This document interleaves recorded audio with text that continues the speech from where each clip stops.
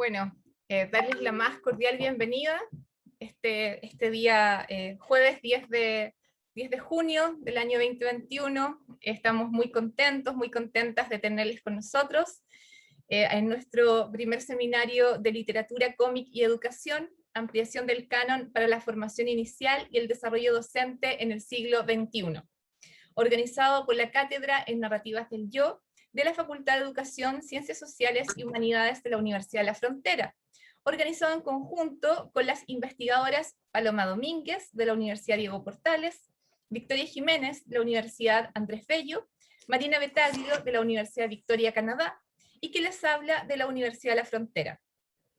Mi nombre es Carolina Navarrete González, soy doctora en literatura, profesora de castellano y académica asociada del Departamento de Lenguas, Literatura y Comunicación, adscrita a la Facultad de Educación, Ciencias Sociales y Humanidades. Y actualmente soy la directora de investigación de la Universidad de la Frontera.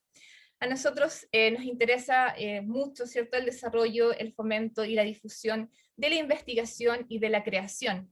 En ese contexto nos interesa generar instancias como esta, donde podemos llevar la investigación de avanzada en narrativas del yo a la comunidad, como también talleres prácticos de destacadas artistas, intelectuales, pensadoras e investigadoras, de impacto tanto nacional como internacional, como es nuestra querida Paloma Domínguez.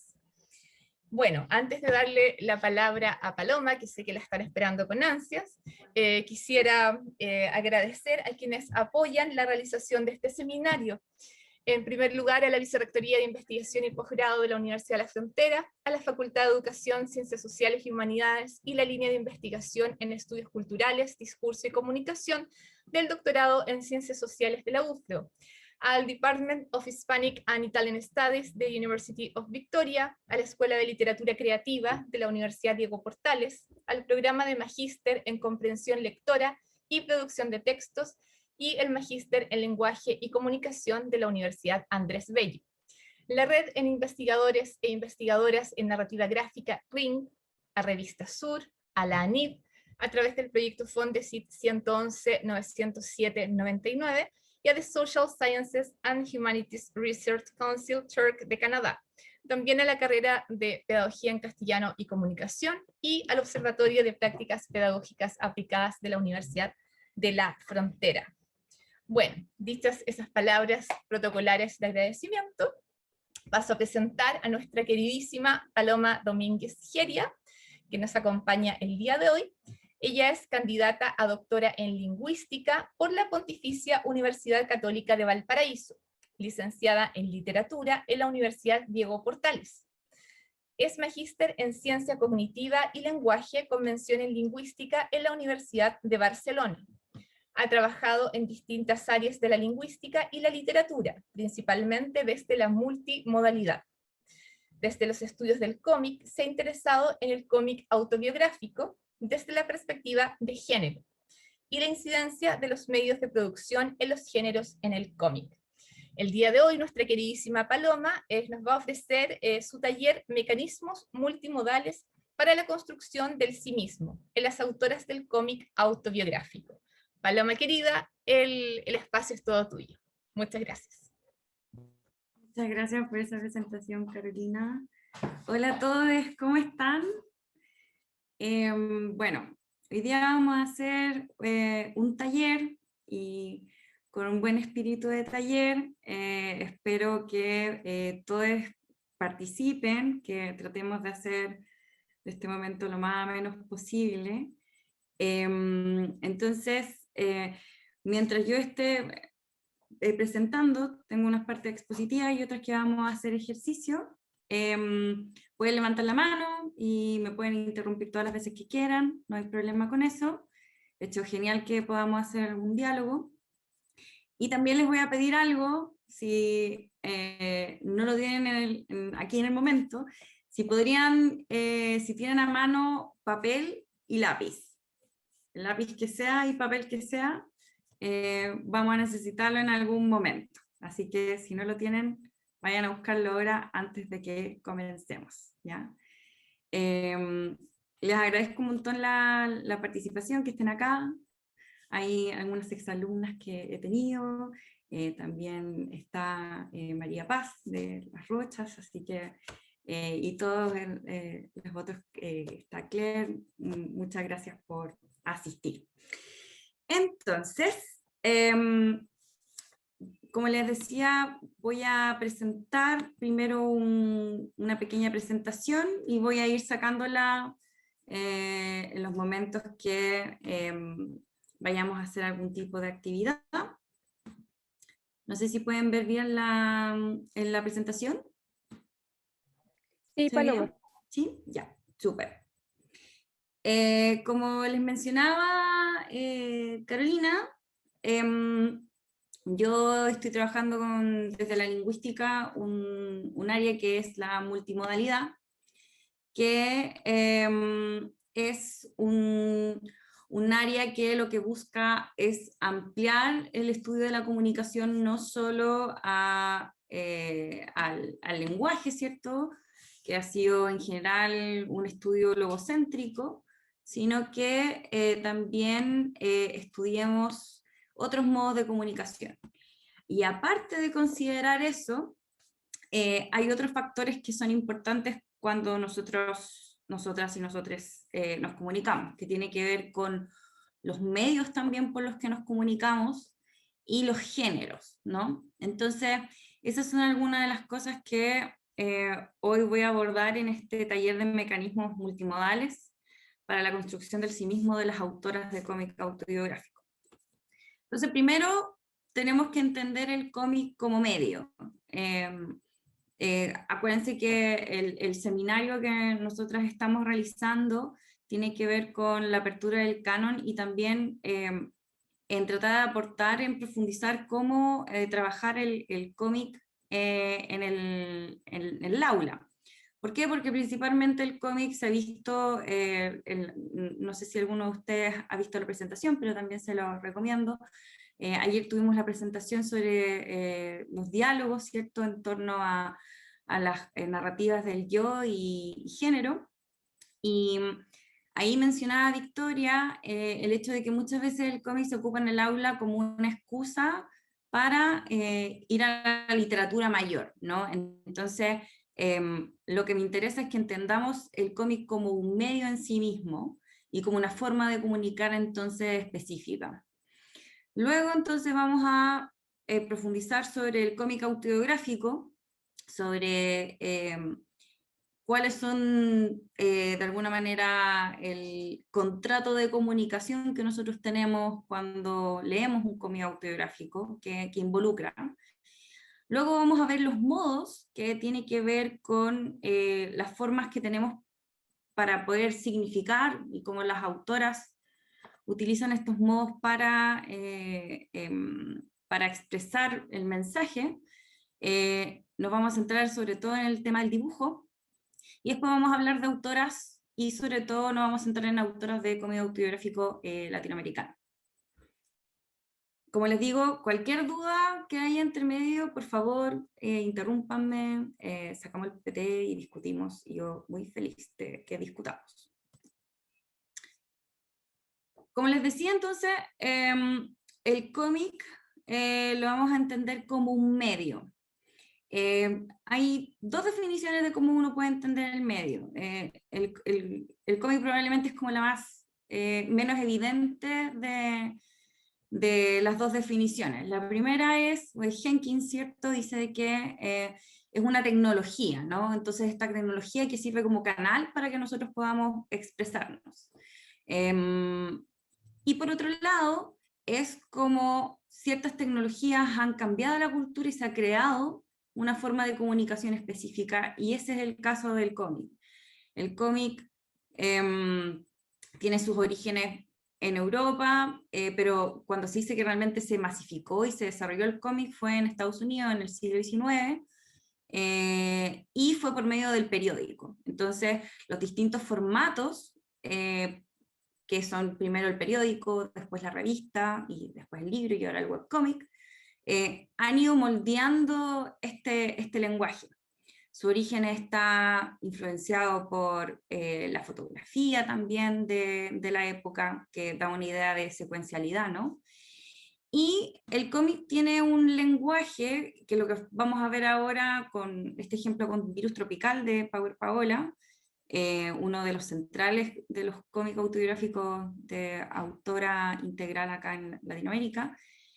Vamos a ver los elementos prototípicos, ¿no? Cuando el cómic se hace más experimental, estos elementos pueden cambiar.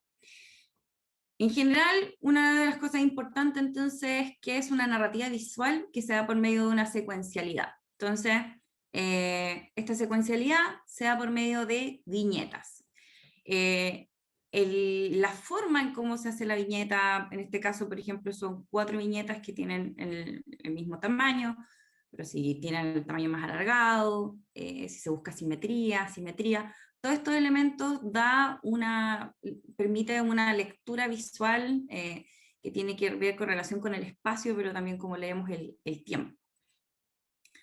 También tenemos que hay una voz narrativa, ¿no? Esto es lo que se llama el caption. Entonces, generalmente, en el cómic autobiográfico, lo que se da es una voz que reflexiona del presente sobre el pasado. Esto también se puede ver en textos como Fan Home, ¿cierto?, de Alice Bresler. Generalmente el caption permite esta reflexión desde un presente al pasado. Tenemos los globos de diálogo, que entonces nos internalizan sobre ese momento que se está retratando, y también tenemos globos de pensamiento. Ambos entonces permiten ver la voz externa, interna del personaje en ese presente que se nos presenta, se nos representa. Y por otra parte tenemos un avatar, en el caso del cómic autobiográfico. Podemos hablar de caricatura, personajes, ¿cierto? Y en el caso del cómic autobiográfico esta idea de avatar es importante porque lo que hacen las autoras es representarse a sí mismas y tienen que tomar elecciones para hacer esa representación. Y también tenemos a los otros. Entonces, algo importante respecto a cuando pensamos en el cómic autobiográfico y el sí mismo, es cómo se retrata a uno, pero también cómo uno se va perfilando a partir de los otros que elige poner en escena.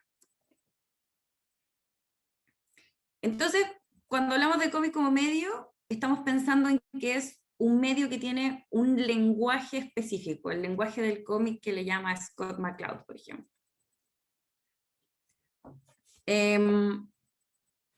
Otra forma de entender el medio, McLuhan, que es un filósofo canadiense, habla que el medio es una extensión de nosotros.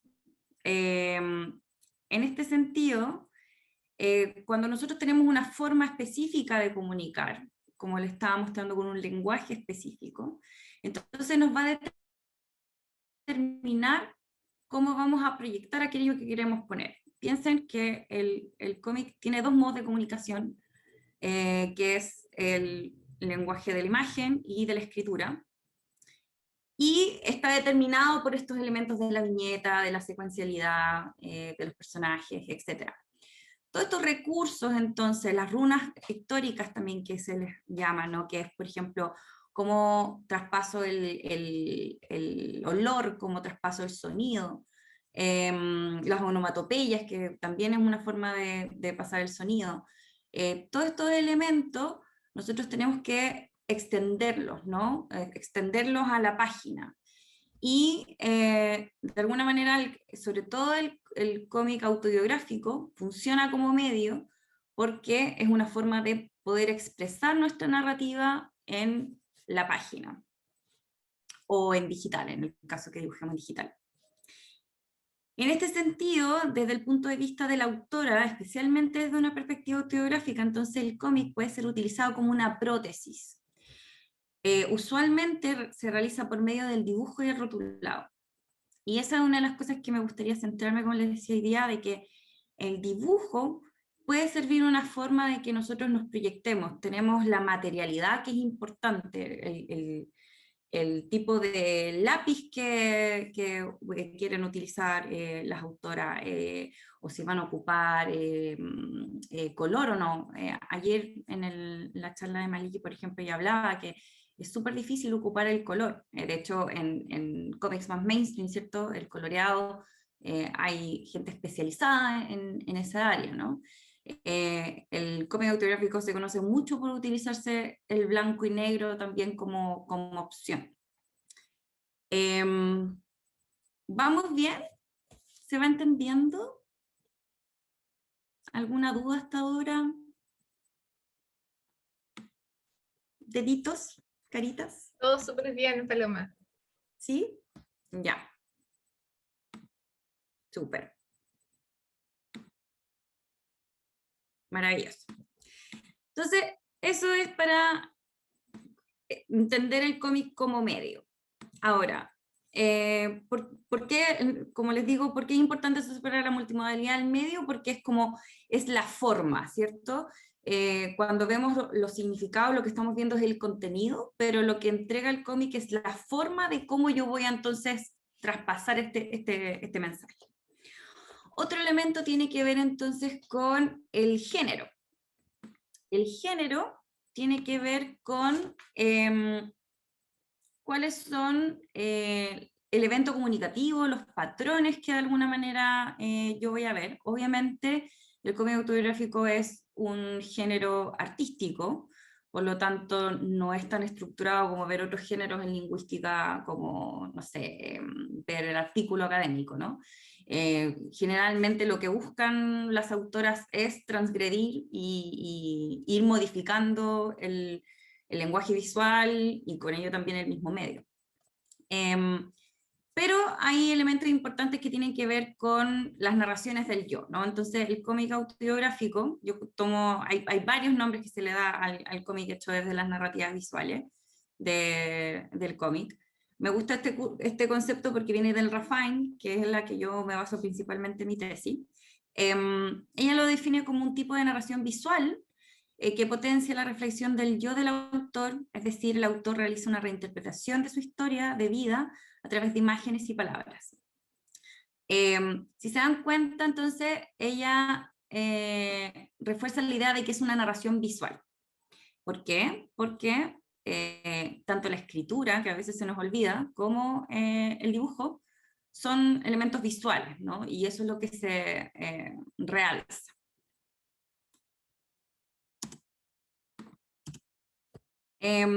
Otra definición sobre cómic autobiográfico, que es un relato entre la ficción y la no ficción, determinado por una mirada histórica, una reinterpretación y selección de los fragmentos de la vida del sujeto, realizados por medio de palabras e imágenes. Ayer también hablábamos de eso en el taller con Maliki, por esta idea de, ya, si yo leo un cómic autobiográfico, esta idea de la no ficción, ¿cierto? Esta persona cuenta la verdad, considerando que hay filosofía de por medio, ¿no? Estas ideas como esencialistas, ideas de la fenomenología, ¿no? No obstante, si uno elige poner su historia, siempre hay un grado de ficcionalidad. ¿Por qué? Porque está determinado por la mirada histórica, o sea, mi yo presente tiene intereses. Entonces podríamos decir que el diario, entre uno realice un cómic o escriba, lo que sea, entre más cercano sea del evento, la mirada histórica va a estar más determinada a cómo uno ve ese elemento presente. Pero si uno elige hacer un cómic autobiográfico sobre su niñez, eso va a estar permeado por mi mirada histórica del presente. Pensemos en, como les había mostrado antes, Power Paola con Virus Tropical, que ella cuenta este Becoming an Age, ¿no? ¿Cierto? De cómo va traspasando su historia. Y entonces siempre hay una reinterpretación y selección de los fragmentos de vida del sujeto. Ahora bien, hay ciertas características que son importantes que menciona Rafael, que tiene que ver con el contrato de autenticidad. O sea, no nos interesa exactamente de que esa persona cuente una verdad en términos como de verdad absoluta, pero sí entendemos que cualquier autora que quiera contar su historia, hay una intención de autenticidad. Y esta intención de autenticidad lo que nos permite es conectar entonces con la autora.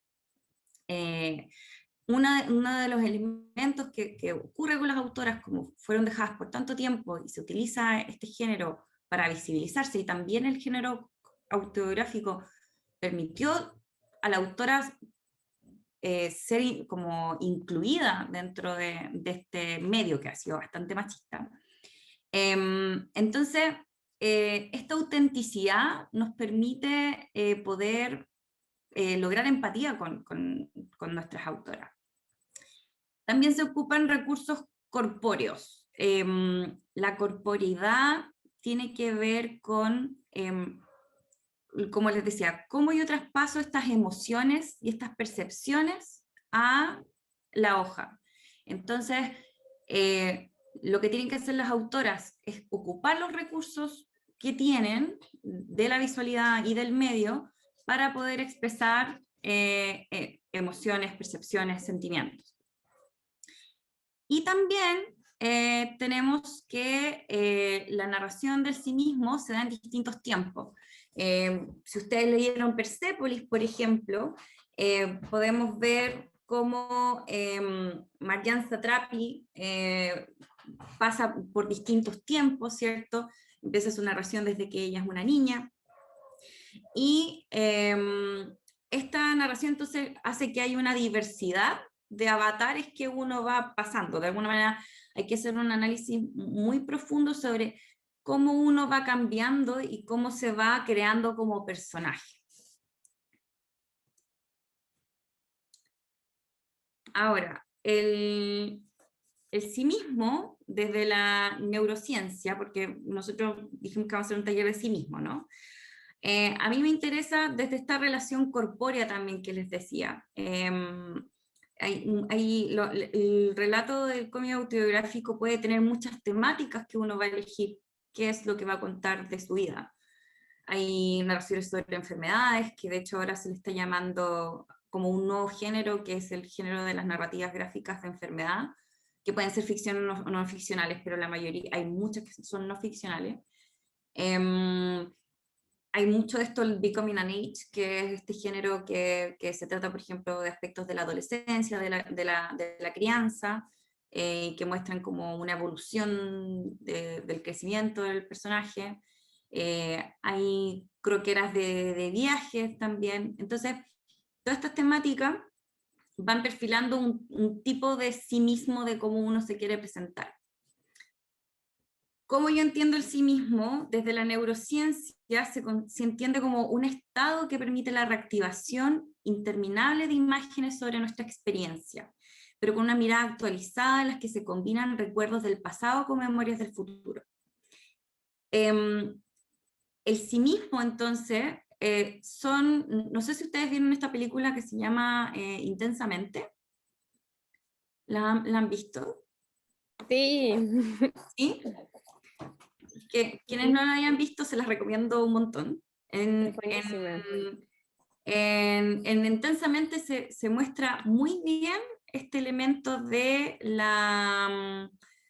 cómo uno tiene imágenes que son fundamentales y que te van permeando como persona. Entonces, lo que ocurre en esa película es que ella es una niña y va a pasar a la adolescencia, está en la preadolescencia, y entonces sus imágenes de lo que la definen a sí misma van a cambiar. Estos son entonces los elementos del sí mismo que son importantes en términos de cuáles son las imágenes que yo tengo de mí, de que yo pienso desde mi niñez hasta ahora, y que de alguna manera me dicen, esto es lo que me permitió ser lo que soy ahora, ¿ya? ¿Y por qué tiene una memoria, un recuerdo del pasado con memorias del futuro? Porque son estas imágenes también las que me permiten a mí poder proyectarme en el futuro.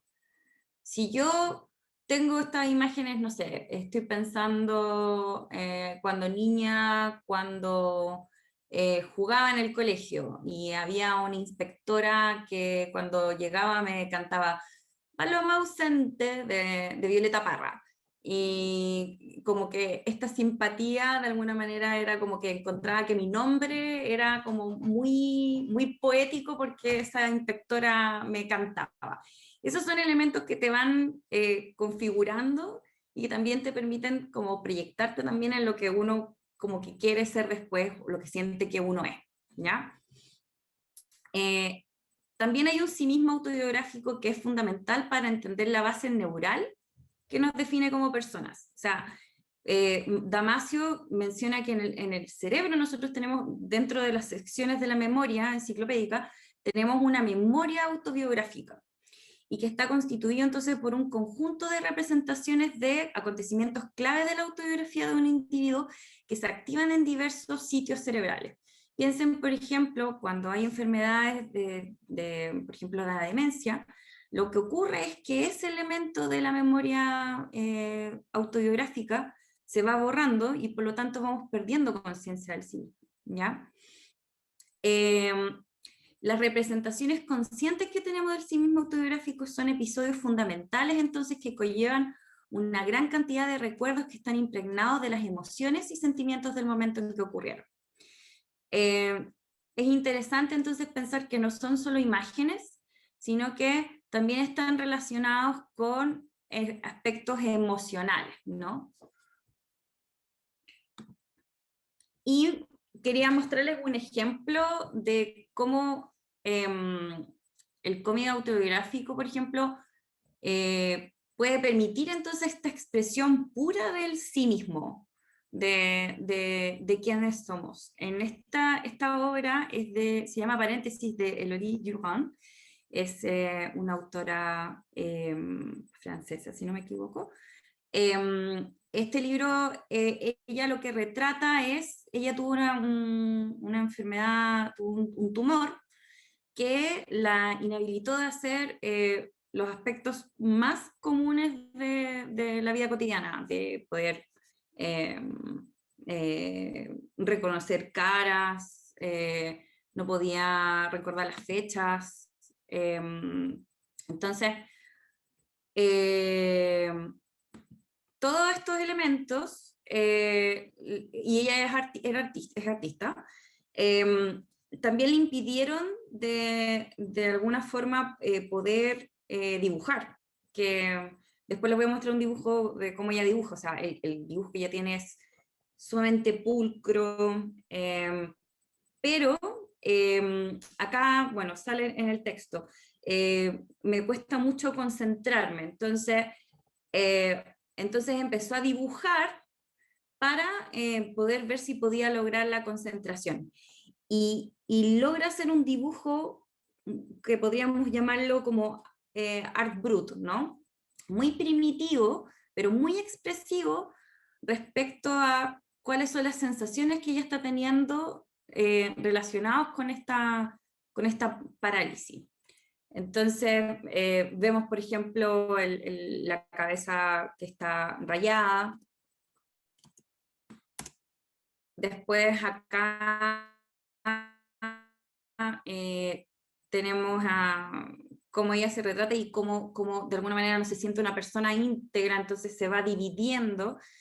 Y no sé si lo pueden contrastar con el estilo que ella tiene, ¿no? O sea, es mucho más, como les decía, mucho más primitivo, pero logra un elemento súper expresivo de mostrar qué es lo que significa perder como las habilidades básicas de la existencia. Y en la otra metáfora que está en el lado izquierdo, ¿cierto? Podemos ver este momento en que ella empieza a ir a los doctores y que no saben qué tiene, entonces cómo se siente observada y disminuida.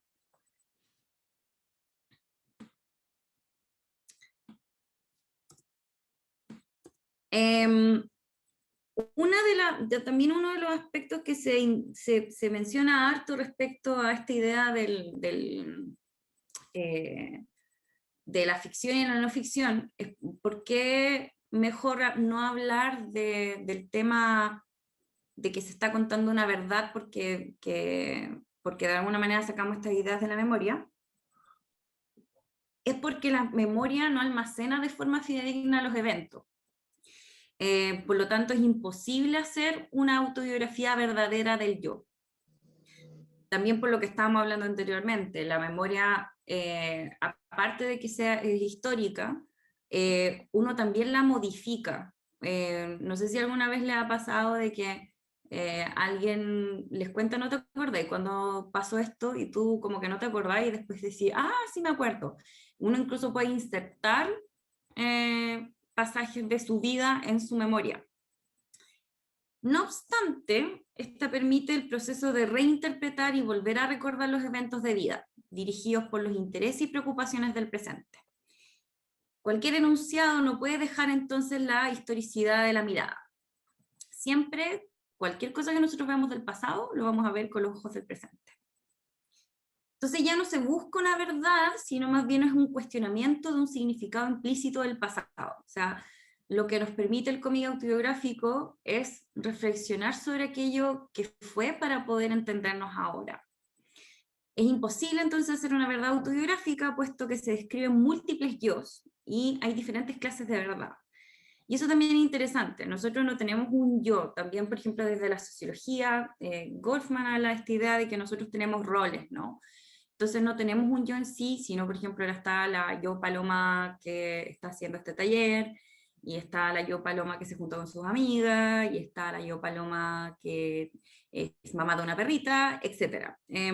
Tenemos, ya en nuestro presente tenemos distintos yo, y también hay distintas clases de verdad, ¿no? ¿Alguna duda respecto al género? ¿Quedó todo claro?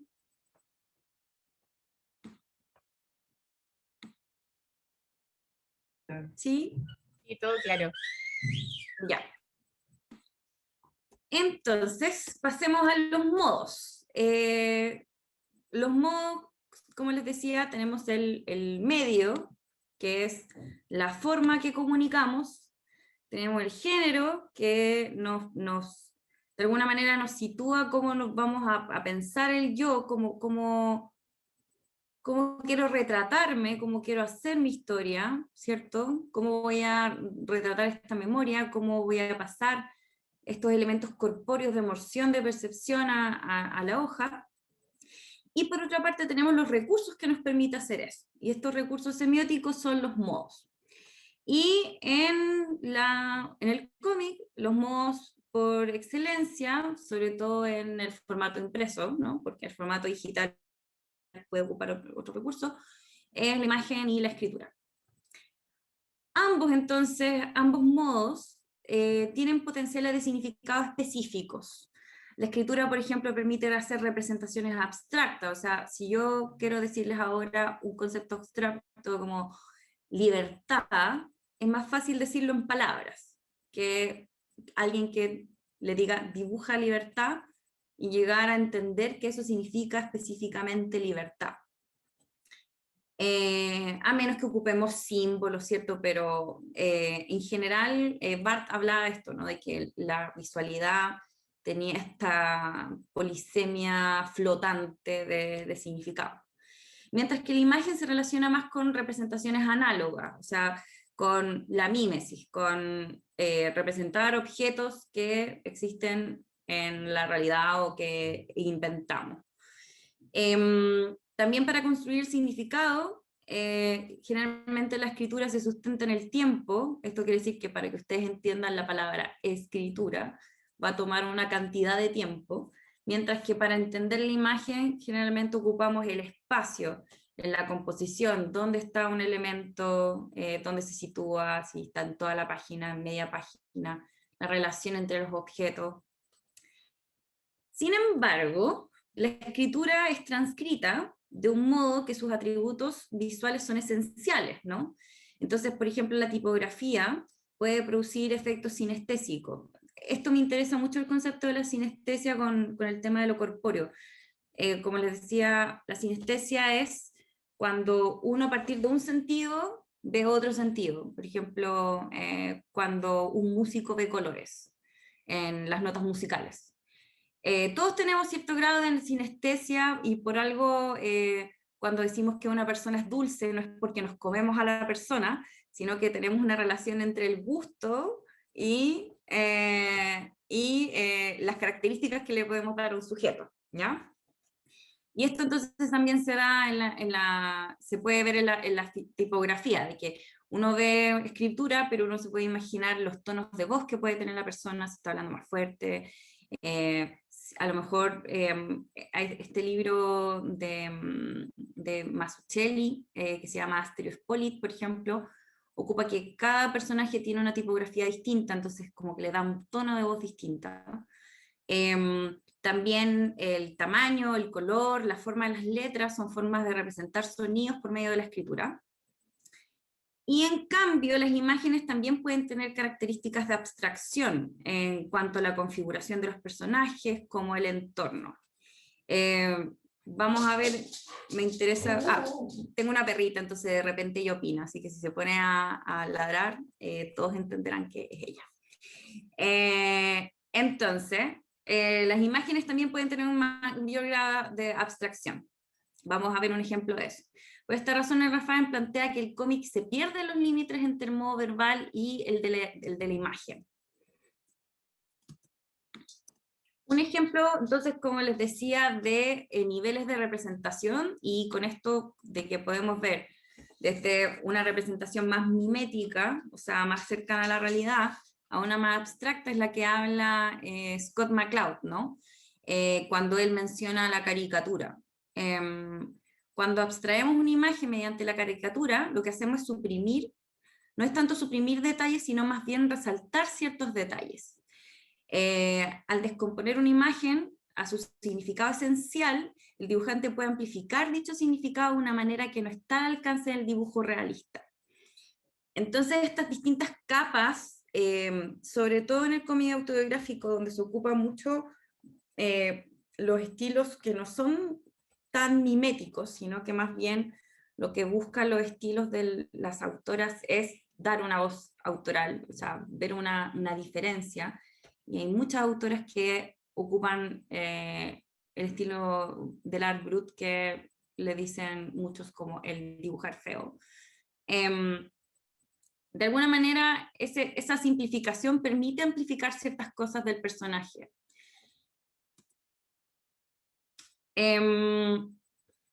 Y el medio cómic, si bien se da por medio de la escritura y la imagen, y tenemos grandes escritoras, yo creo que Alison Bechdel probablemente es una de las más grandes, pero también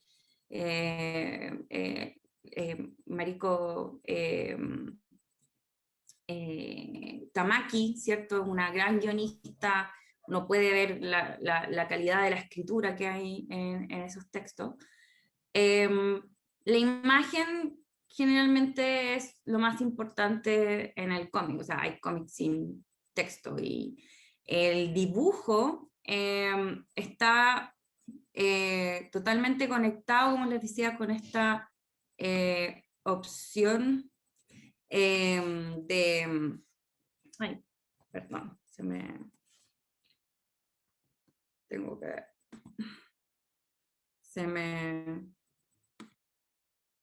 pegó la presentación. No puedo, no va a ocurrir. Déjenme. Ya, vamos a presentar. Como les decía, el dibujo tiene este potencial que les decía, que tiene que ver con cómo yo proyecto, cómo yo ocupo la prótesis, cómo yo expreso estos elementos corpóreos en el dibujo. Entonces, hay un libro muy bonito que se llama Syllabus, de Linda Barry, donde ella pone sus notas. Ella también es una autora de cómic autobiográfico, y también hace libros de cómo ella hace sus talleres. Y a él le interesa mucho estos dibujos, sobre todo de personas que no dibujan hace mucho tiempo. Y lo que se pregunta ella es cómo están conectadas nuestras manos, las imágenes y la percepción. Y por imagen ella no se refiere a una representación visual, sino que se refiere a algo más como un fantasma que una imagen, algo que no tiene significado fijo y que es contenido y transportado por algo que no está vivo, por ejemplo, un libro, una canción, una pintura. las imágenes contienen objetos a los que las niñas sienten apego e interactúan como si estuvieran vivos. De alguna manera lo que dice Linda Barry es que todos podemos dibujar y que sobre todo el dibujo de aquellos que no practican el dibujo tienen un elemento como de esencial, vamos a decirlo de alguna manera, de qué es el sí mismo. Es una manera pura de reflexión porque no pensamos en lo que estamos haciendo. Entonces, para probar esta teoría, me gustaría que hiciéramos un pequeño ejercicio de la Linda Barry, que está basado en Brunetti, que en un minuto dibujen un auto desde su imaginación. La idea es que lo hagan en un papel, que tengan una hoja. Voy a poner el minuto acá, y cuando termine el minuto, le sacamos una foto y lo compartimos, ¿ya? Yo también lo voy a dibujar.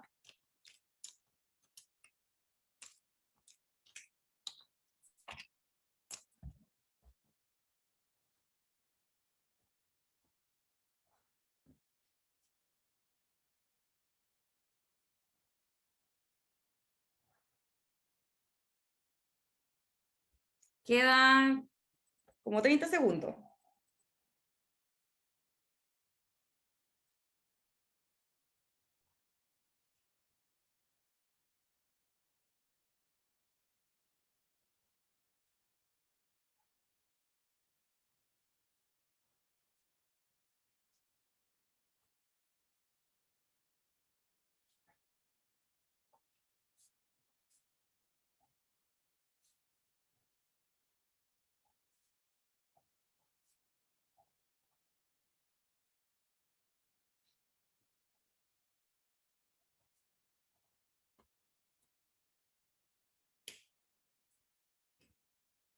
Ya, estamos. Dejen los lápices. Ya, ahora saquemos una foto y pongámosla en el chat. No sé si se van a ver en la cámara.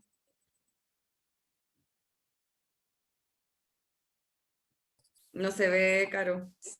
Sí, pero por ejemplo, de Jessica sí se ve. A ver, vamos viendo. Ahí se ve. Van a tener que hablar para que aparezcan. A ver, Valeria, ¿puedes abrir el micrófono? Ya. Está un momentito. Hermoso. Ya, voy a ir diciéndoles a cada uno. Carolina, ahora sí. Sí, el mío por alguna razón le hice ruedas de bicicleta, pero era un auto. Me encanta.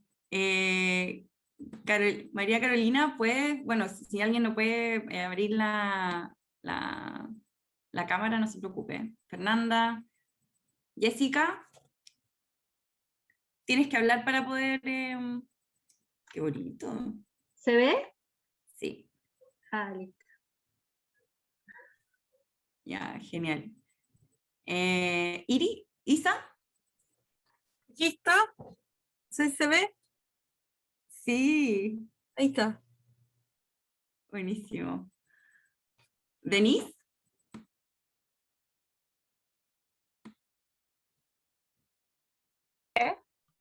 Que no sé dónde está la cámara aquí. ahí se ve, tiene esta tridimensionalidad, maravilloso.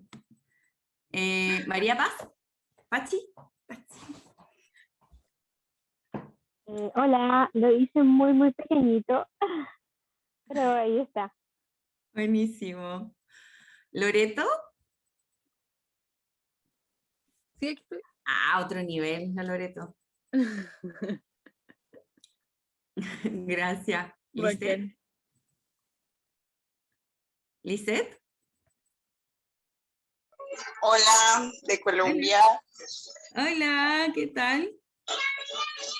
No alcancé a dibujarlo también porque no encontraba el lápiz. No hay problema, está perfecto. otro lado? Gracias. Camilo.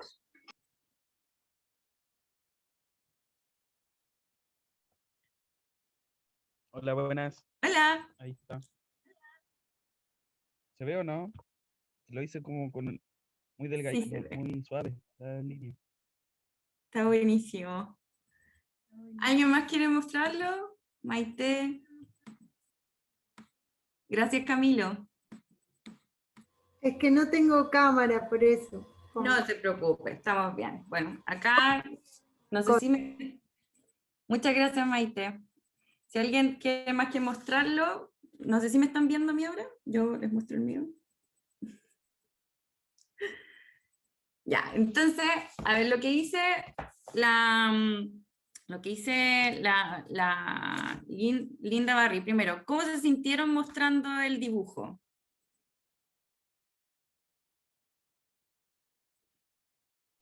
Un poco Dime. avergonzada quizás podría ser. Sí, Como que nerviosas. también. Me alegra haber salido primero porque después los dibujos como que avanzaban de nivel. Ujú. Entonces, Ya, ¿y por qué creen que se siente esa vergüenza de, o sea, es un dibujo de un auto, no tiene ningún significado más que eso, que de alguna manera eso es lo que indaga la Linda? ¿Por qué creen que da plancha mostrar un Quizás dibujo? porque siempre queremos que sean mejores las cosas que uno hace o que intentamos también hacer. por esa definición de que el bolígrafo es una extensión de uno Ujú. mismo, como que nos sentimos expuestos. ¿Cierto? También. Sí, yo creo que también puede ser que, por ejemplo, en la escuela lo que menos se fomenta es el dibujo. Escribe un ensayo, escribe tu opinión, escribe, pero pocas veces ya en la enseñanza media se pierde esa cualidad de expresar a través de las imágenes. Claro. Súper. ¿Alguien tiene alguna otra opinión? Todas súper buenas opiniones. Sí, Yo también hay un tema que tiene que ver con el juicio estético que uno puede hacer sobre el dibujo propio y el ajeno. Hay una Ujú. especie de canon que establece qué es un dibujo bien hecho Claro. y lo que es feo. Yo creo que también hay un temor implícito a no cumplir con ese canon estético y que de frentón lo que tú representes, o sea, lo representado queda en un segundo plano por el juicio de el autito pa' feo o el monito pa' feo. Eso. Sí, súper. Eso es súper importante desde la perspectiva feminista, como les decía, porque también lo hablamos en la presentación que hicimos ayer, ¿no? Que hay muchas personas que critican el cómic autobiográfico y sobre todo el cómic autobiográfico hecho por mujeres porque dibujan feo. Y como que queda este estereotipo de que las mujeres dibujan feo y los hombres dibujan bien porque tienden a seguir más el canon de la estética y pensar en estos cómics como, no sé, Moebius, ¿no? Que son extremadamente hermosos. Y porque, claro, entonces hay un estándar de lo que se supone que es el dibujo. A lo que va Barry es que, de alguna manera, esos estándares nos quitan la posibilidad de acceder a la forma de representación más básica que nosotros tenemos desde que nacemos. En el libro ella habla que hay 3 lenguajes que desde bebé nosotros podemos entender, que es el lenguaje visual, la música y las palabras. Entonces, ocurre algo curioso respecto a por qué perdemos eso, a menos que la gente que se dedica a dibujar que ya después descubre la técnica y por lo mismo ya nunca dibuja de forma inocente, ¿no? Eso no quiere decir que uno cuando no dibuje hayan elementos inconscientes, sino que uno tiene más conciencia de la técnica. Pero perdemos de alguna manera un elemento como esencial que tenemos desde lo más básico, desde que nacemos como una forma de poder comunicarnos. ¿Alguien más quiere aportar algo sobre esto? ¿Algún otro dibujo que se nos haya quedado en el tintero?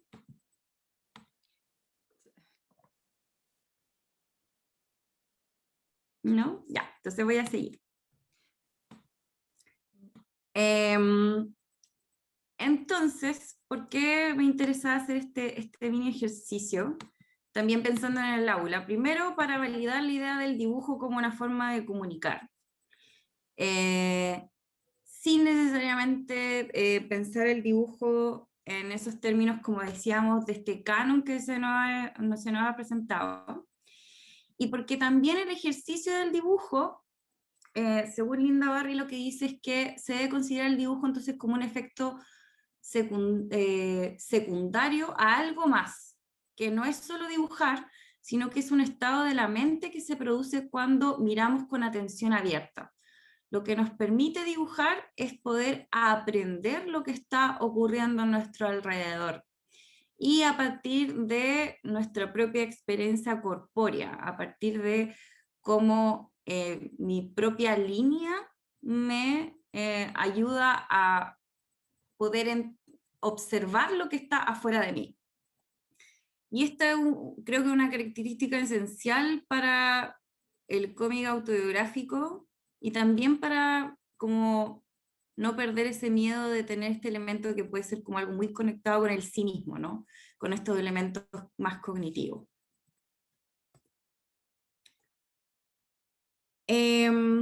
Vamos ahora entonces al tema de la autora. La autora, el concepto de autora es un concepto bastante tardío dentro del cómic. Tenemos muy pocas representantes, no sé, la autora de La Pequeña Lulú, de antes de la primera mitad del siglo XX, no sé, en Latinoamérica tenemos a Rosa Dulces, creo que es la autora de estos cómics románticos que se dan en México. Hay un trabajo muy bonito que hizo Mariela Acevedo con Femimutancia y Dani Ruggeri, que es Nosotras Contamos, que es una genealogía de Argentina. Ahí datan desde Mitzi, ¿no? Que hace unos proto-cómics, pero en general se presentan como casos aislados, no porque no tuvieran la potencialidad, sino porque el medio de alguna manera les impedía su entrada, ¿no? Entonces, y el concepto de la autora en general siempre ha sido cuestionada, tanto en literatura como en el cómic, por dos elementos como del canon. Uno que tiene que ver con que las autoras hablan desde la representación del cuerpo, y la desautorización de productos culturales hechos por mujeres, que generalmente se relacionan con temas del romanticismo, temas el infantil, ¿no? Y en nuestro caso, el cómic autobiográfico. Pérez muestra los parámetros establecidos en el siglo XIX con respecto a los escritores para quienes el cuerpo es un obstáculo para la creación. Para ello, cita a Rousseau, que considera que el escritor, para ser un sujeto racional, debe despojarse del cuerpo. Cualquier diferencia identitaria, entonces ya sea mujeres, clase, raza, las diferentes comunidades e identidades de la comunidad LGTB+, se convierten en una diferencia. Entonces, desde el canon, la razón significa olvidarse del cuerpo. Y cualquiera que escriba desde el cuerpo, entonces es la diferencia. Entonces esta idea crea la idea de que el escritor no es un sujeto, no por tener una identidad corpórea, porque no tiene una identidad corpórea pasa a ser universal, mientras que el resto tiene características de sujeto y se tiende a reducir a estereotipos, y a esos estereotipos son los que se le han reducido las autoras. Gracias, Maite, por compartir ahí Nosotras Contamos. Es un buen material para que puedan ver a 80 autoras de Argentina.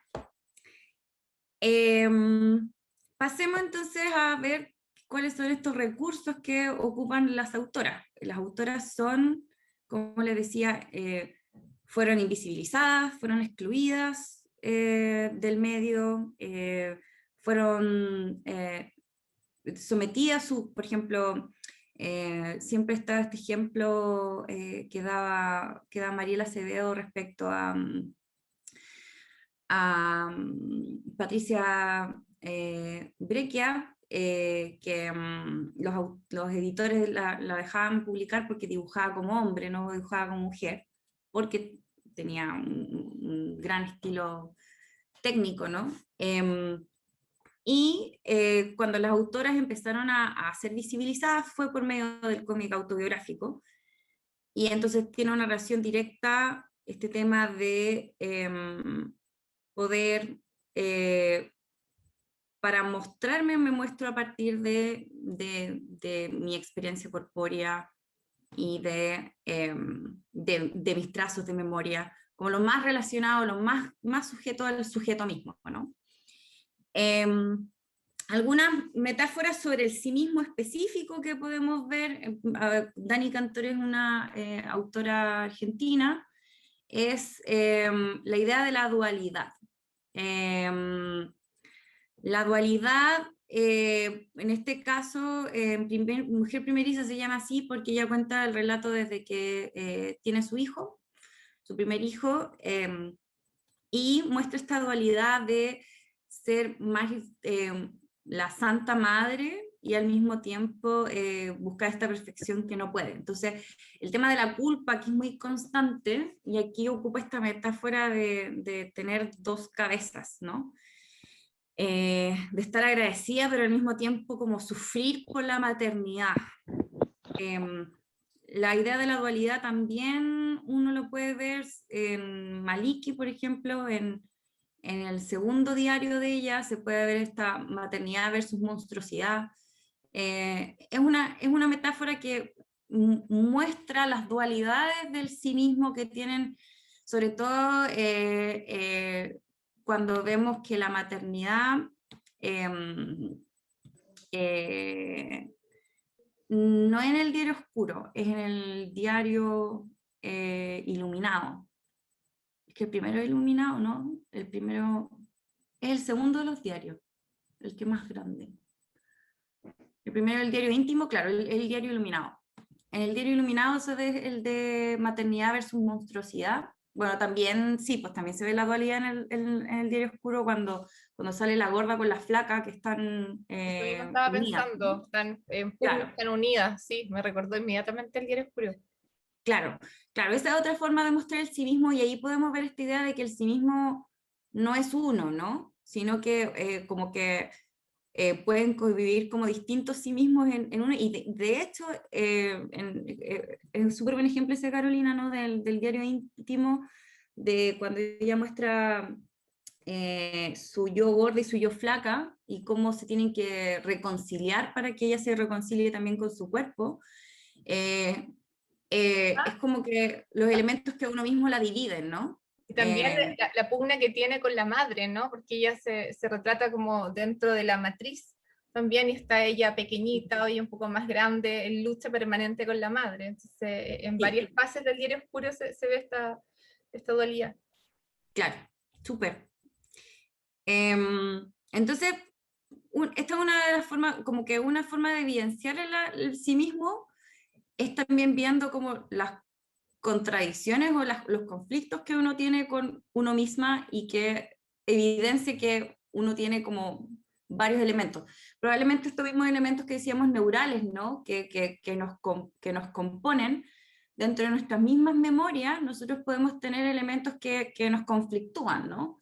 Y esos son los que nos conflictúan después por dentro de nuestro ser.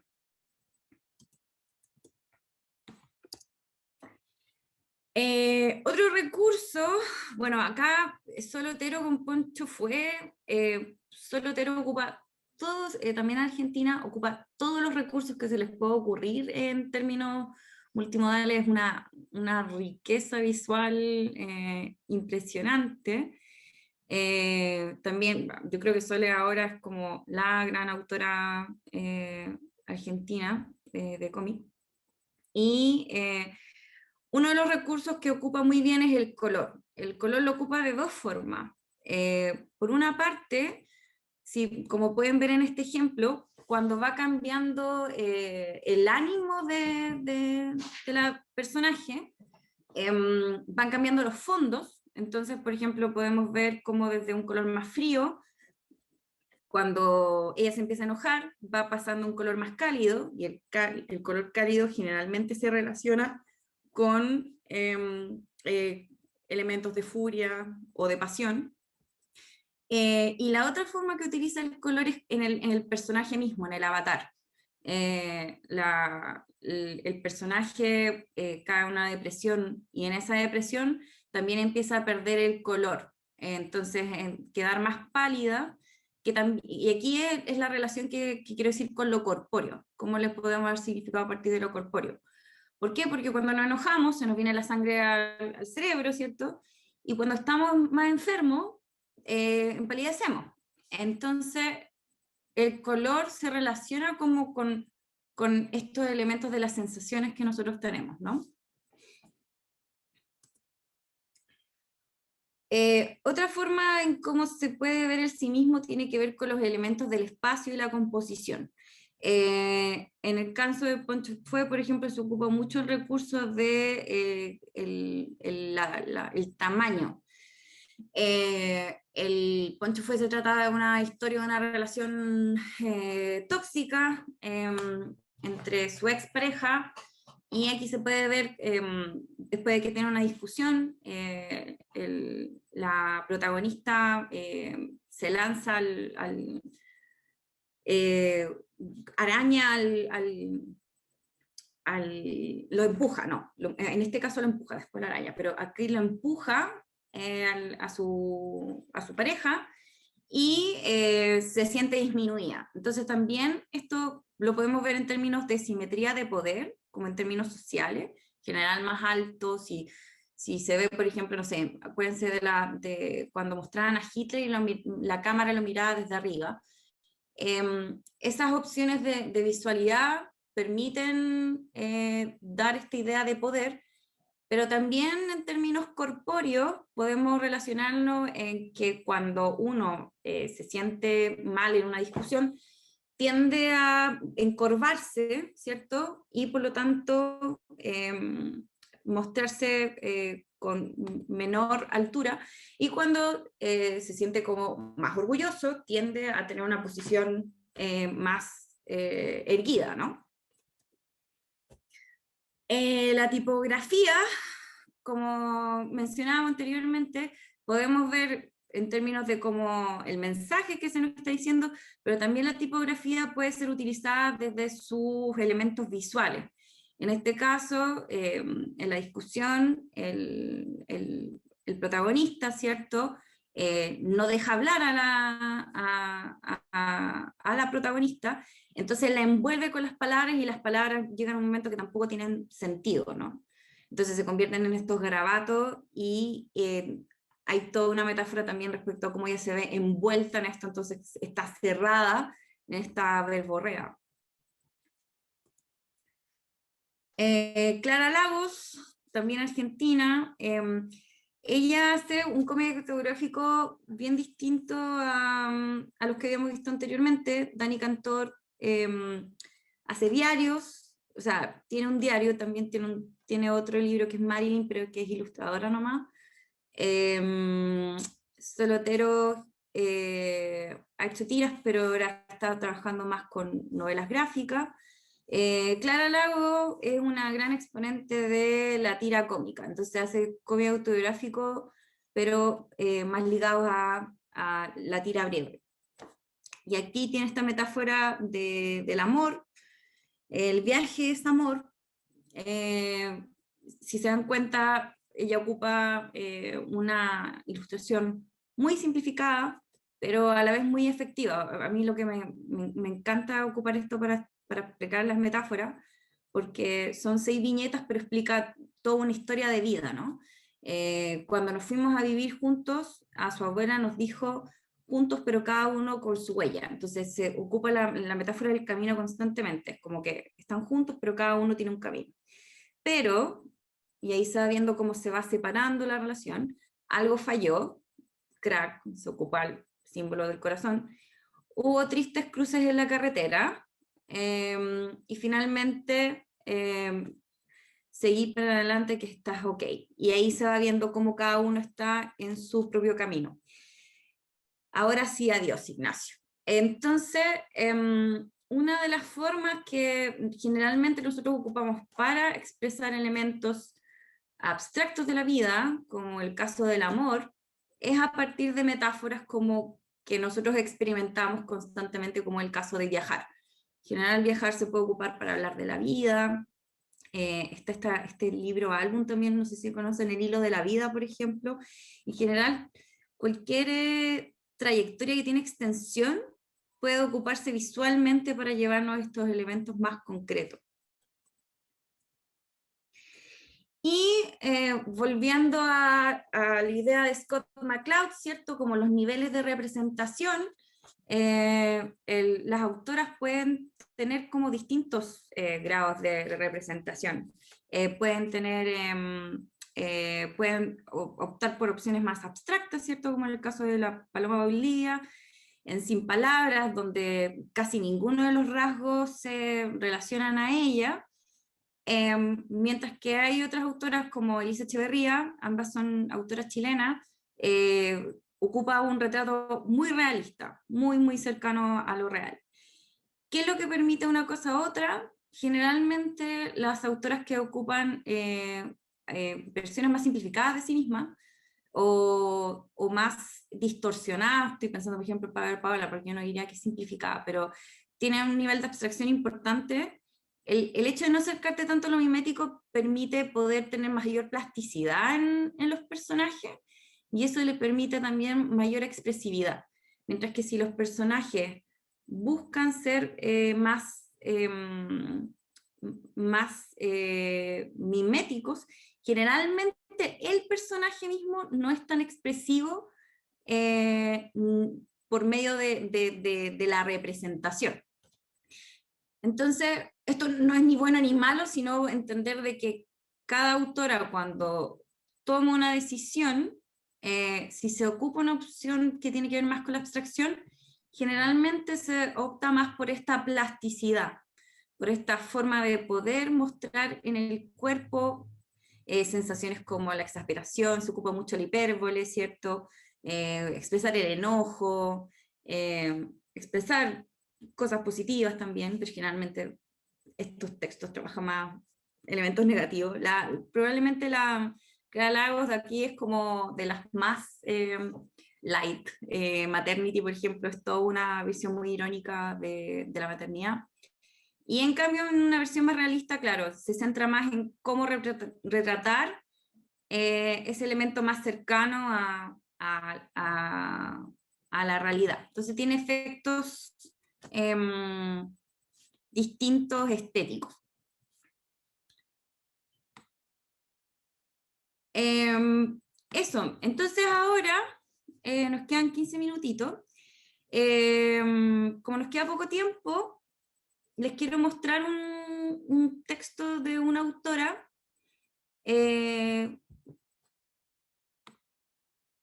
y después quería que hiciéramos una pequeña discusión sobre otra autora.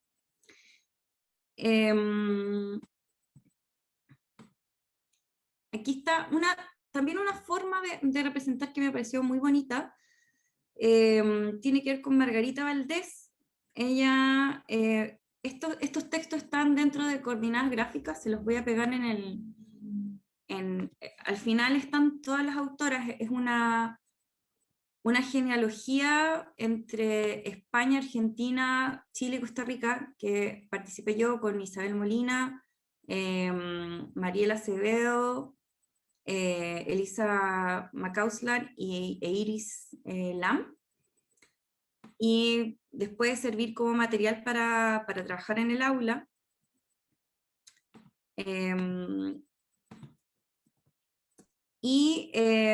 uno de los... Ahí está todo el catálogo, pero también aquí está la exposición y pueden ver cada uno de las autoras como por separado. Y quería ver esta forma como la Margarita también opta por presentar, pero por medio de que ella no se representa. Quería preguntarles qué opinan ustedes. Está ahí y dice: despertar, preparar almuerzo, guardar la mitad del tomate, guardar la mitad de la palta, caminar, olvidar.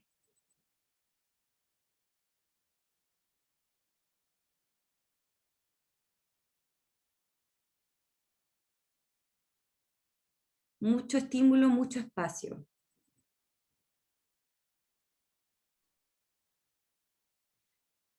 Ven a dormir, hay sofá cama, el miércoles 22, ok. Está bueno el depto. Gracias, amiga, por este precioso momento. Todos los días subir y bajar 24 pisos. Dance Love sí. Imaginarme quién vive adentro. Elongar en el living, comer liviano antes de dormir. ¿Qué impresión les da sobre el cinismo de la autora en este cómic autobiográfico?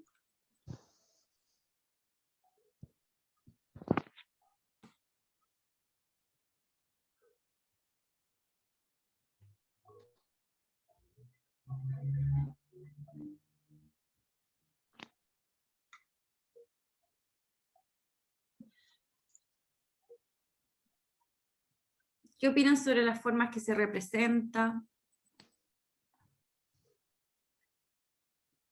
Creo que para mí, por lo menos, creo que habla de la soledad, no sé, pero los colores, esa ausencia de cosas, ¿no? Por ahí, o esa cosa muy mínima, como de neblina, ese efecto de neblina, borroso, o sea, la carga matérica, a eso voy, la materia está como hablando de eso, según mi percepción. Sí. Para mí hay una cosa de cómo están compuestos los planos que por ahí me da la sensación como que nos pone a nosotros espectadores en el punto de vista de ella. Pareciera que no, pero en general como si fuera su subjetiva y entonces en su lugar.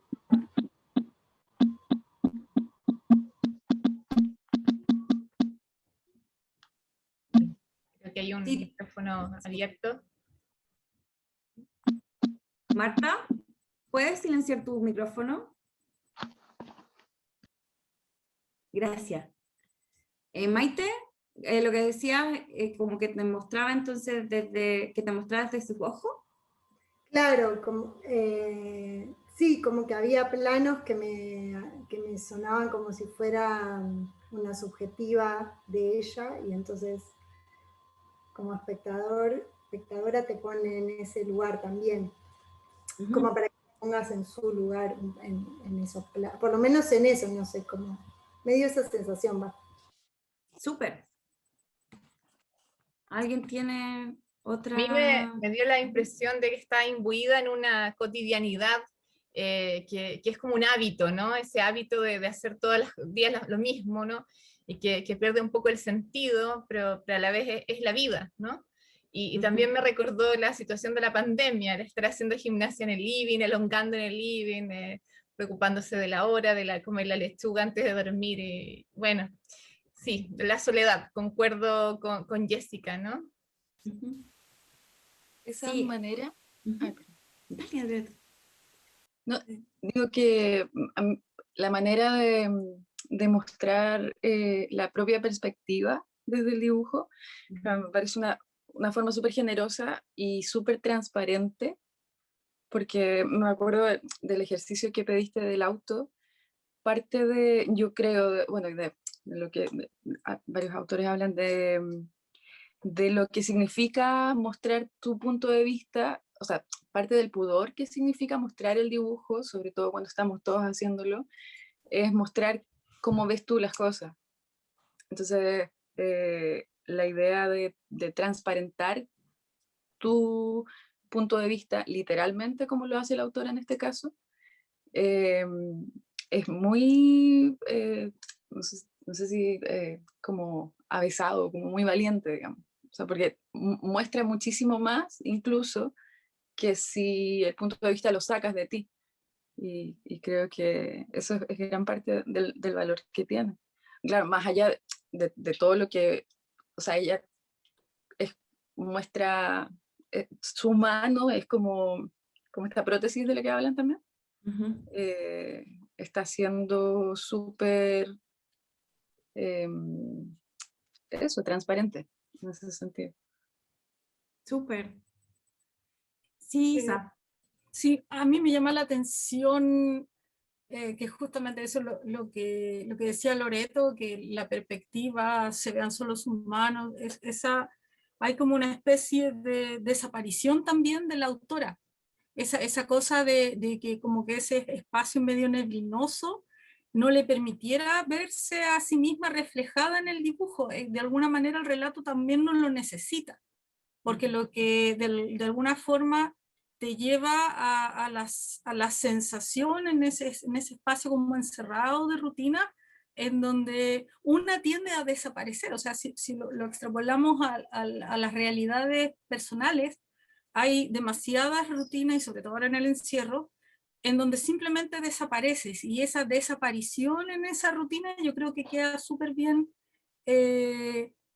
demostrada. O sea, el cuerpo, su cuerpo frente al amigo es invisible, el cuerpo que se muestra es un cuerpo ajeno, es un cuerpo que se ve en un allá lejos, que es un cuerpo además como muy curvilíneo, que tampoco tiene que ver con cómo se representa cuando se llega a representar, que es como es un cuerpo que desaparece también.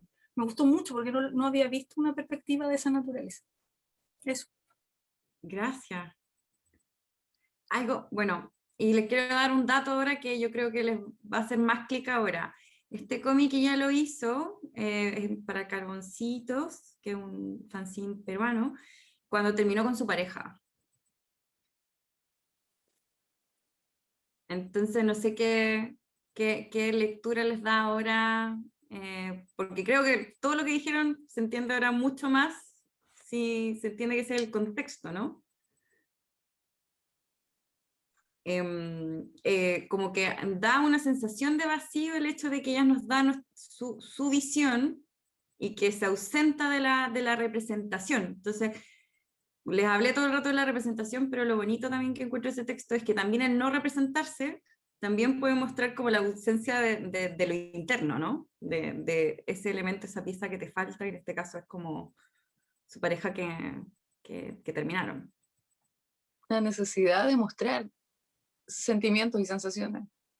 Claro, exacto. Adentro, claro. Claro. Entonces, eso para mí, esa es la herramienta para mí, lo que hace bello el cómic autobiográfico, es como esta posibilidad de poder abordar estos elementos internos, pero que tenemos que buscar recursos, otros recursos, algunos lo van a hacer de forma más concreta, en el caso de la Margarita lo hace de forma más poética. La Margarita yo encuentro que es una autora extremadamente subvalorada de este país. Y claro, o sea, el hecho de, por ejemplo, ocupar la perspectiva externa y mostrarnos con su ojo, también lo que decían ustedes, la misma materialidad, lo que decía Jessica, ¿no? Nos puede dar esta idea como nebulosa de que se siente todo opaco, ¿no? Y también la idea de la rutina, en términos como narrativos, ¿no? Ocupar estos elementos de la cotidianidad para mostrar esta ausencia. Entonces, la idea es como cuando, a ver, cuando vemos el cómic autobiográfico, es importante ver qué relación hay entre el relato y la forma que se representan las autoras. En este caso, por ejemplo, es desde la no representación. Ven en los otros casos que vimos, por ejemplo, en este mismo texto, está Femimutancia también. Ella en este texto habla de un fanzine que habla de niñez, que habla sobre su infancia y que pasó por muchos abusos. También hay una lección de cómo hacer el personaje desde la niñez, cómo representar en general la angustia de los personajes. tiene esta como representación como media chupada de las caras, ¿no? Que la hace súper expresiva, como cercana al grito de Edvard Munch, ¿no? Y cómo estas elecciones, los colores, que son un poco vintage, ¿no? Dan esta representación de que se está hablando del pasado, y cómo se amoldan para que nosotros podamos llegar a tener esta empatía hacia estos personajes que lo están pasando mal, ¿no?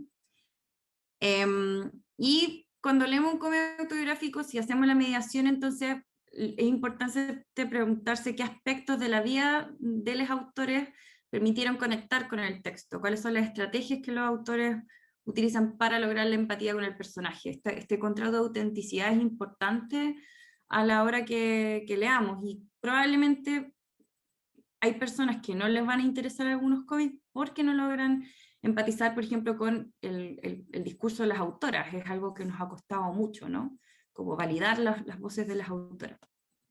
Entonces, recomendaciones en el aula: leer cómic hecho por autoras. En el currículum, por lo menos acá en Chile, el 17% ahí, Victoria lo ha estudiado, se recomienda cómic hecho por autoras. Entonces ya es un acto político leer cómic autobiográfico hecho por autoras, porque logra visibilizar voces que históricamente han sido invisibilizadas. Y la lectura y la producción del cómic autobiográfico aporta a comprender la voz también de los estudiantes, que también es válida. O sea, lo que permite cuando surge el cómic autobiográfico, generalmente se data en los años 60, obviamente tiene que haber antes, pero como que es cuando se empieza a ejercitar en Estados Unidos. Lo que creó fue la posibilidad de que cualquier voz es válida, ¿no? Entonces, y sobre todo en el caso de las autoras y de personas de la comunidad LGBT+, el hecho de ver subjetividades, distintas miradas, nos ayuda y nos aporta, ¿no? También pueden hacer este ejercicio que decía de dibujar, o sea, pero como veíamos, hay una vulnerabilidad cuando uno dibuja, pero también yo creo que esa vulnerabilidad nos ayuda también a entender lo que significa producir un cómic autobiográfico. Entonces nos puede ayudar a ser más vulnerables a la hora también de abordar y querer leerlo. Entonces pueden hacer actividades como crear tu propio avatar, y que permite también el autoconocimiento, que creo es algo que falta trabajar también en general la educación sexual y emocional en el aula, y ver qué aspectos físicos te representan y cómo estos se relacionan con tu personalidad. Y en la producción, solicitar que desarrollen historias que indaguen en emociones y percepciones, porque generalmente esto, como vieron ustedes, bueno, podemos ocupar perspectivas, pero también podemos ocupar metáforas. Entonces, cuando ocupamos e indagamos en elementos más emocionales, generalmente ocupamos recursos inconscientemente mucho más complejos. Eso. ¿Tienen dudas, consultas, comentarios? Ahí tienen mi mail si tienen cualquier otra duda. Eso fue el taller.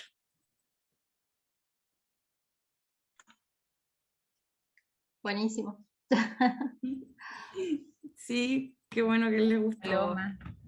Sí, ¿algún comentario? Por favor, les ruego que completen el formulario, porque nos sirve muchísimo para tener retroalimentación para los próximos talleres y eventos que estamos organizando con Vicky y con Paloma, así que les rogamos que puedan completar ese formulario, por favor.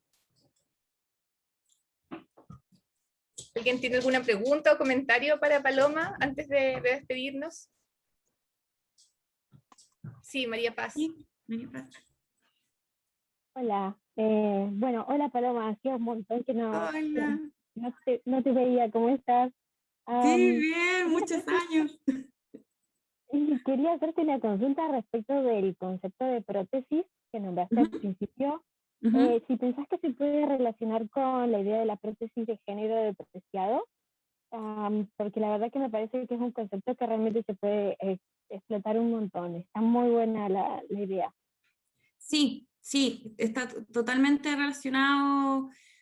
Bueno, también yo creo que viene de todas estas teorías también a lo mejor con la Haraway, no sé, como esta idea como de los cyborg, como que todos somos cyborg ahora, ¿no?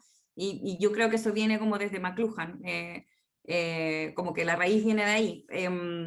Bueno, Scott McCloud lo habla de cierta perspectiva, y él habla del medio como una prótesis. Pone este ejemplo de que cuando uno le chocan en el auto, uno dice, oh, me dieron, pero no te dieron a ti, o sea, no te chocaron a ti, sino que chocaron el auto, ¿no? Y es como que en general, como nuestra máxima prótesis ahora es el celular, ¿no? Pues como, ay, no sé qué hacer, entonces, y buscáis en Google.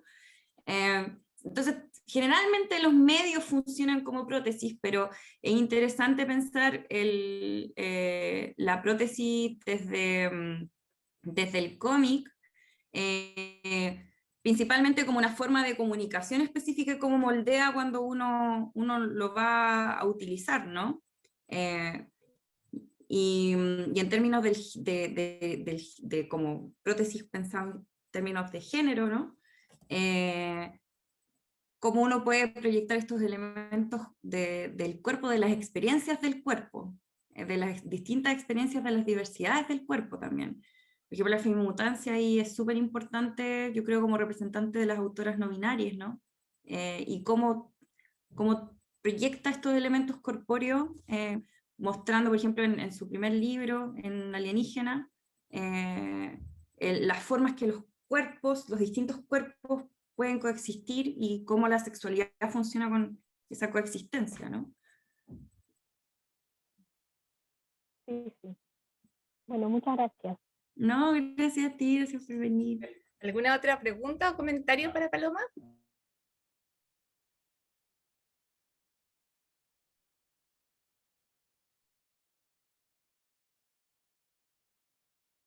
Yo le quiero dar amor como siempre a la profe. He tenido la oportunidad de tener clase con la profe Paloma y en verdad siempre ha sido para mí enriquecedor. Y yo también hago clases, sigo haciendo clases y en verdad siempre me sirve escucharla y me da ideas como para poder implementar. Así que muchas gracias. Gracias, Valeria. Sí. Ah, dibujen ustedes también. Yo empecé a dibujar bien vieja por lo mismo, porque tenía todos estos prejuicios, y ahora hago mis dibujos feos y me hacen súper feliz, como que es como un diario de día muy corpóreo, por eso así como que soy de la religión de que todos dibujen. Así que, y incentiven que dibujen también en el aula, y también para sacar esos prejuicios del dibujo feo. Qué cosa más, es que yo lo encuentro tan tonto, tan pavo. ¿Qué es eso del dibujo feo? ¿Cómo la gente puede dibujar feo, no? Y después, claro, también se crean estas cosas como cuando veo una obra de arte, es como, lo puedo hacer yo también, no sé, es como no entender como los niveles de abstracción a los que se pueden llegar, ¿no? Entonces, eso, es bonito pensar en esto como terapéutico, y sobre todo en el encierro ayuda. Sí, y yo creo que igual ahí hay una como, no sé si, como un prejuicio, como que el arte es diferente al cómics o a esta expresión artística, es muy diferente. Por eso siempre se busca, no sé, quizá cuando se hacen cómics, mantener como ese canon que tú decías al principio, de dibujar bonito, porque es como lo más aceptado dentro de la sociedad. Además, siempre estamos expuestos a eso, en todo sentido. Entonces, igual eso repercute, yo creo que en todo. Claro.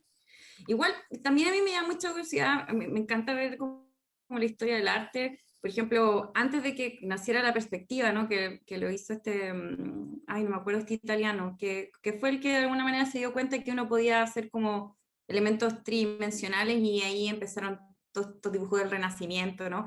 Antes de eso, cuando uno ve el gótico, estos dibujos, por ejemplo, de las vírgenes que tienen las pechugas como por acá, porque hay cero conocimiento de la anatomía, que son fantásticos, los amo con todo el alma. Como esta idea de que no había ninguna idea de la proporción del cuerpo, ¿no? Pero era tan importante la imagen porque era la forma que tenían de comunicar la religiosidad, ¿no?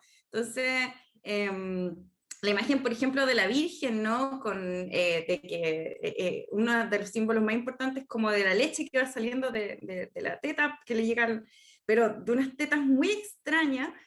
Es como que era totalmente normalizado, pero el símbolo era la forma de que llegara la gente, porque la gente no sabía leer y porque no les dejaban leer la Biblia, ¿no? Y después, cuando el arte se empezó a ser más elitista, porque de alguna forma se empezó a formalizar, en la iglesia se ocupaba también para seguir comunicando a la gente, pero cuando ya la gente empezó a leer la Biblia ya no tenía tanta esa utilidad, como que quedó ese elitismo nomás, y como los que pasaban a la academia eran los que tenían como las posibilidades de poder representar. Y también por eso también hay tan pocas pintoras en el arte, en la historia, ¿no? O sea, las pocas, no sé, Artemisia Gentileschi, uno ve al tiro la diferencia discursiva de cómo se representa el cuerpo de la mujer a diferencia de cómo se hacía los otros de su época, no sé, en el siglo XVI, ¿no? Entonces, ahí lo importante es que nosotros, las autoras presentan otros tipos de visualidades, representan otros tipos de cuerpos, y también indagan en estos elementos como distintos. Sí, eso yo también creo que es súper importante porque bueno, los estudiantes sobre todo están muy condicionados al Instagram, por ejemplo, en donde se ve todo lo bonito, todo lo que es perfecto casi, esta irrealidad de la piel o de cómo tiene que ser tu cuerpo y que no podéis tener ahora estas cuestiones como, no sé cómo se llaman, pero están dentro de las no sé, cadera o muslo, algo así.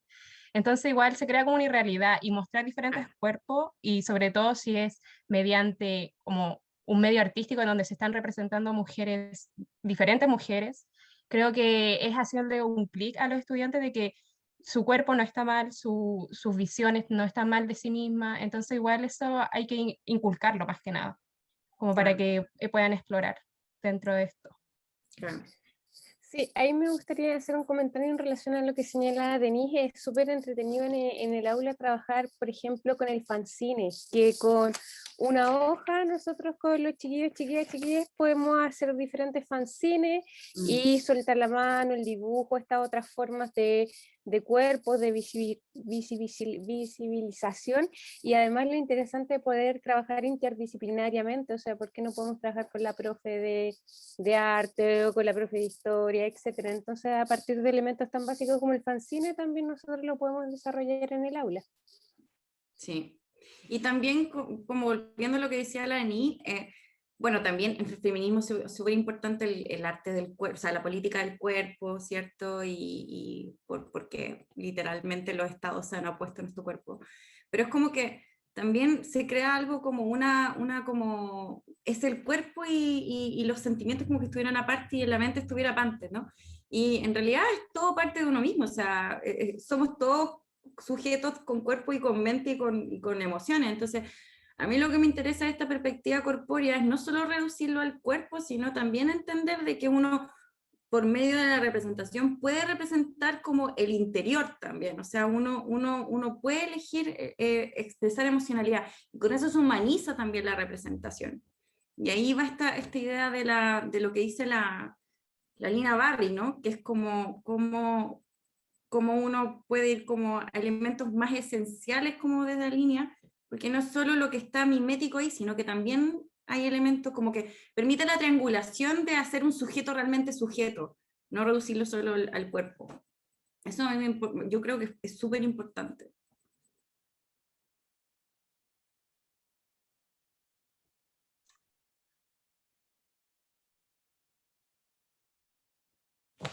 Ya, yo creo que estamos. Vamos. Estoy muy feliz, muchas gracias por todas sus colaboraciones.